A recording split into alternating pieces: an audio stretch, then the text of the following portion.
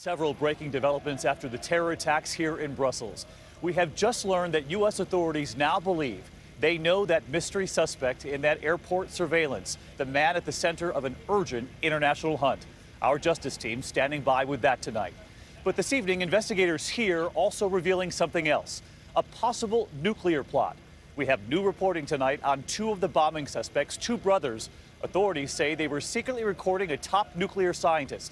They had conducted hours of their own surveillance. And the central concern tonight, how many suspects in this terror cell are still alive? And what were their nuclear ambitions? ABC's Alex Marquardt here in Brussels, leading us off.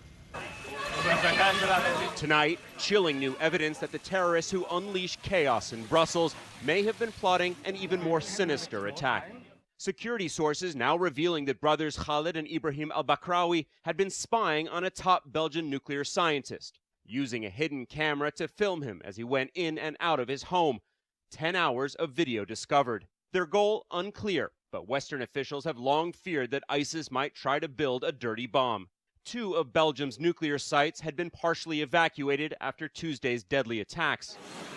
Both brothers suicide bombers that day. Ibrahim al-Bakraoui at the airport. He's the man in the middle. Khaled exploding his bomb in this subway car, sending terrified passengers scrambling out into the darkness.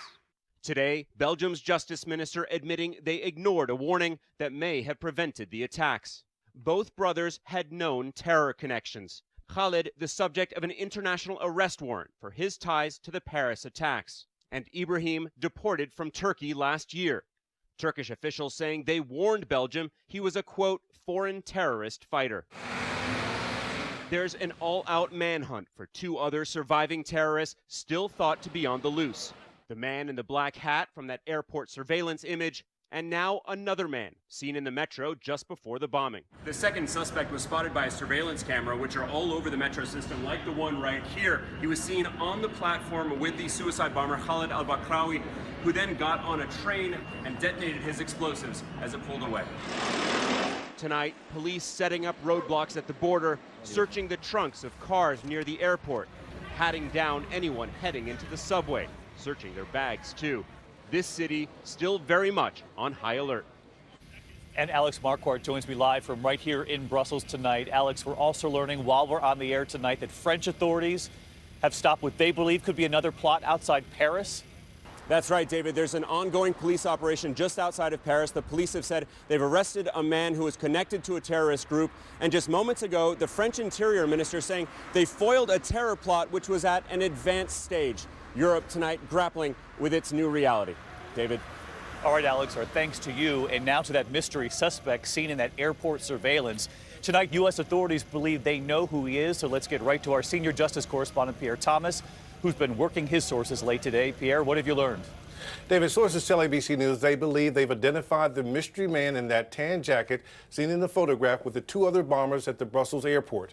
We're told the man's name is on a U.S. terror watch list, but that name is not being made public. Tonight, as we've been reporting, there's an intense manhunt underway to find this suspect and to make sure he's not planning more attacks. And sources are also telling us tonight that the two brothers believed to be the Brussels suicide bombers were also in U.S. terrorism databases, meaning they would likely have been flagged if they tried to get into this country. David, tonight, one official tells me the prospect of more attacks in Europe is quite high. Pierre Thomas live in our Washington bureau. Pierre, thank you.